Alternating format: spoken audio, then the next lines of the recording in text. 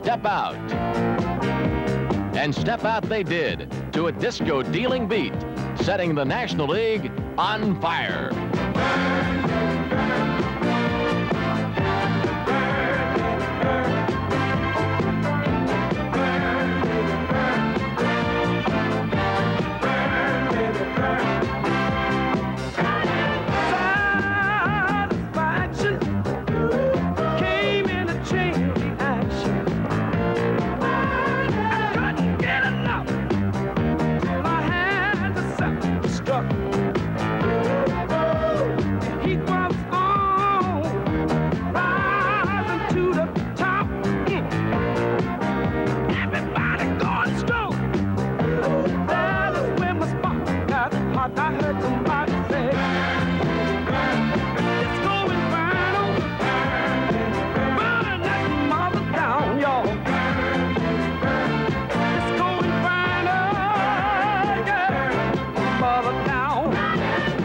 Bucks stayed hot with the help of team men like Bill Robinson, who smoked the opposition with 24 home runs and 75 runs batted in.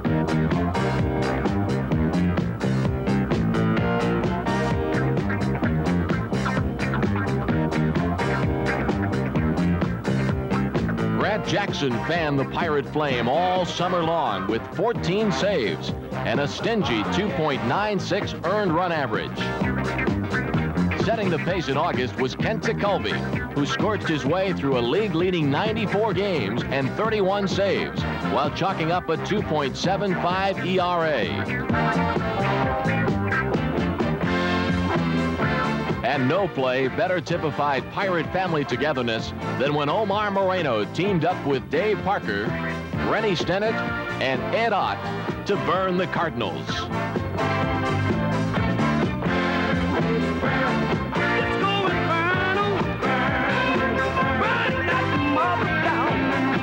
From the beginning of August until the eve of a crucial series against the Expos in mid-September, the Pirates turned in a blistering 31-13 record, forging their resolve to become champions. With only 2 weeks left and the Bucks and Expos in a first-place tie, Montreal was the site for a big two-game series. In the first game, manager Chuck Tanner called on Dave Parker. The Cobra responded by driving in 2 Pirate runs.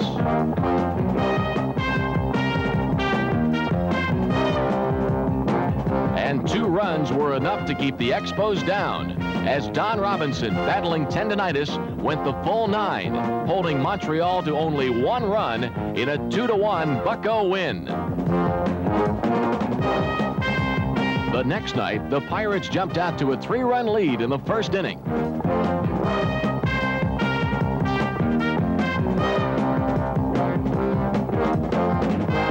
Although behind, the Expos came back to tie. But then Kent Tekulve slammed the door shut.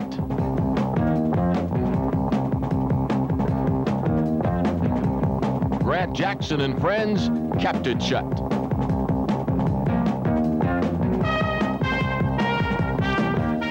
Ninth inning, score still tied, and the stage is set for Willie Stargell.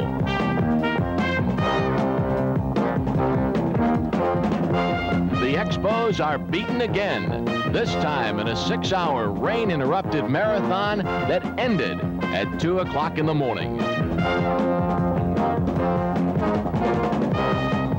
A week later, the same 2 teams meet again, this time in Pittsburgh. And this time, the Bucks take 3 out of 4, exploding for 31 runs, Matt the Scat style.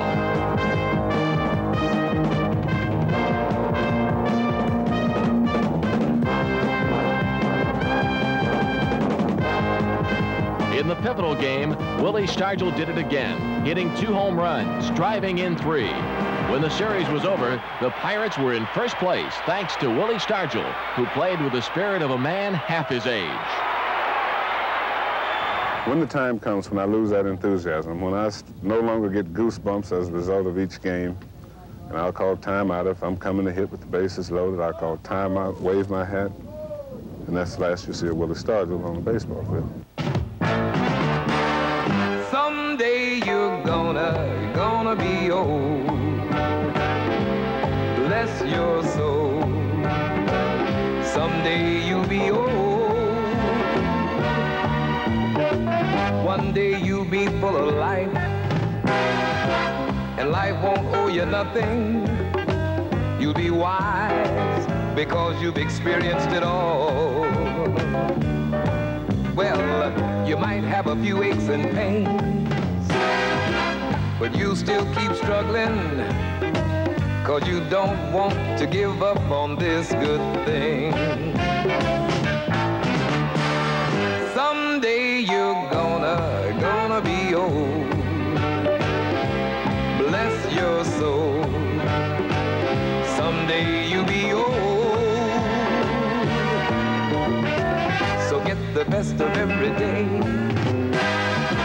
'cause every moment is precious.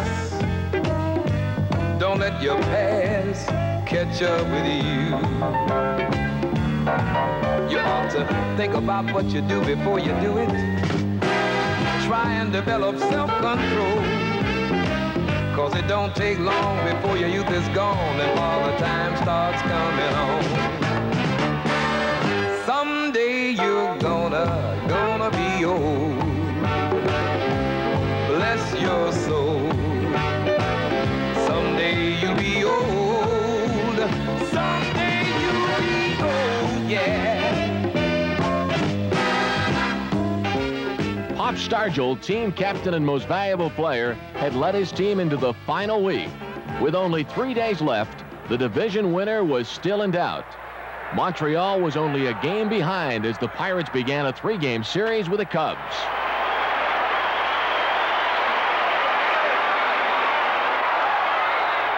Every play was critical.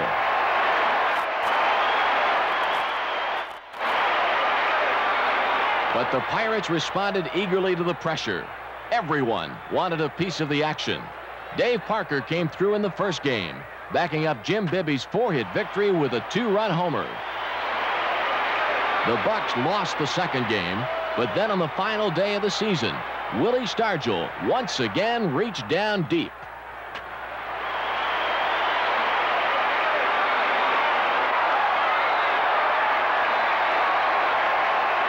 With that home run, Willie surpassed Honus Wagner as the Pirates' all-time RBI man. But more important, Stargell gave Pittsburgh the lead.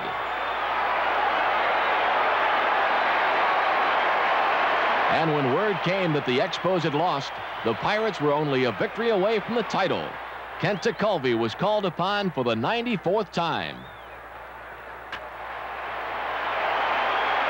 Pittsburgh had its 98th win of the season, the most Pirate victories in 70 years. It was also the Bucks' 6th division title of the decade. The family celebrated the passing of the first major hurdle and confidently moved on to the next.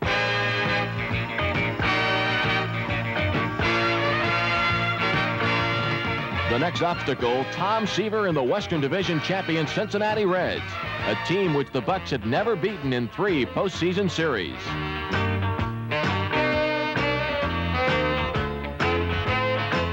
In the 3rd inning of the first game, Phil Garner rose up from his 8th position in the batting order to draw first blood. John Candelaria held the Reds to 2 runs, setting up an extra inning deadlock. In the 11th, Willie Stargell came through once again with a 3-run belt that gave Pittsburgh a 5-2 win. Stargell later called this game one of the most thrilling in which he'd ever played.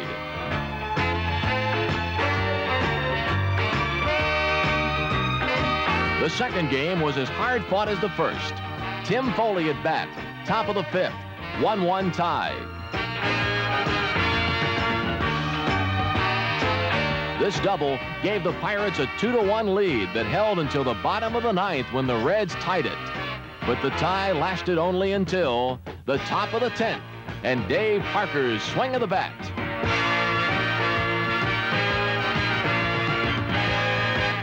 Omar Moreno scored and the Bucks led 3-2. Manager Chuck Tanner had made a number of strategic moves that day. not the least of which was bringing in fireballer Don Robinson as his 6th and final pitcher. Robinson, who had saved the first game, won this one, and the Pirates had a 2-0 series lead heading back to Pittsburgh.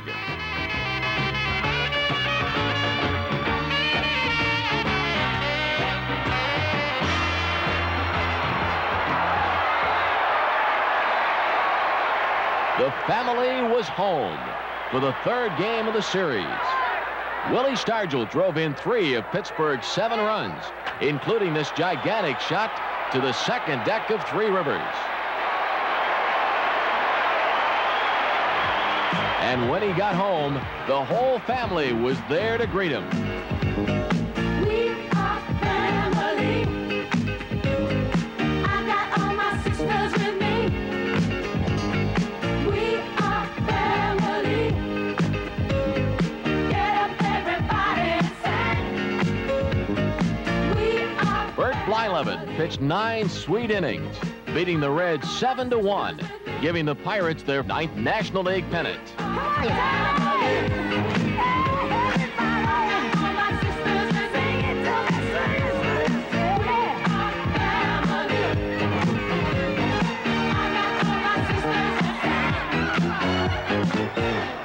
But the team that was family still faced the ultimate test, the World Series. The Pirates' competition, the Baltimore Orioles. Memorial Stadium proved a hostile environment for the Bucks as they dropped a frozen 5-4 decision in the first game.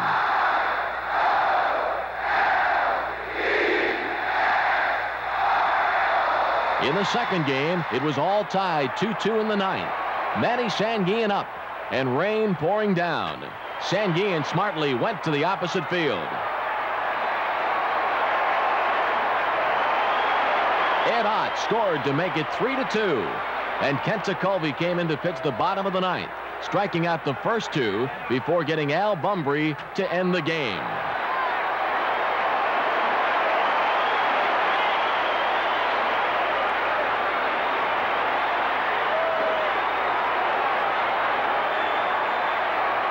The Pirates had evened the World Series at 1 game apiece and were ready to return home to the city of Three Rivers. In games 3 and 4, the Orioles could do little wrong as lesser-known ball players with names like Ayala, Garcia, Lowenstein, and Crowley came through with timely hits. The Orioles won both games, and Pirate fans had to wonder. The situation was grim indeed. In 75 years of series play, only 4 teams had ever come back from a 3-1 deficit. But these Bucks had something extra. Call it character, call it heart, call it what you will. It was a quality that had turned this group of players into a family. We are family. And with all the strength that a tightly knit family can provide, the Bucks roared back to play the best baseball of their lives. Get up, everybody, sing. We are family. I got all my sisters with me. We are family. Get up, everybody, sing. With his regular starters either weary or sore, Chuck Tanner called on 37-year-old Jim Rooker to start Game 5. Although twice disabled and only a 4-game winner, Rooker was superb, pitching 5 strong innings. Bert Blyleven then came out of the bullpen for the first time in 7 years and was the winning pitcher in the Pirates' 7-1 victory. Just let me stay for the record. There was no doubt about it. The Bucks now trailed 3 games to 2, but it was back to Memorial Stadium, where the Orioles needed only 1 more win. But John Candelaria stood in the Birds' way. The Candyman pitched with sore ribs and a bad back, but blanked the Orioles over 6 innings.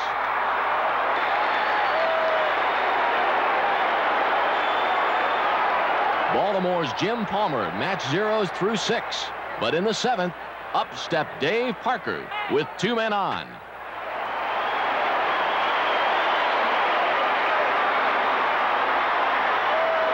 Moreno scampered home, and the scoreless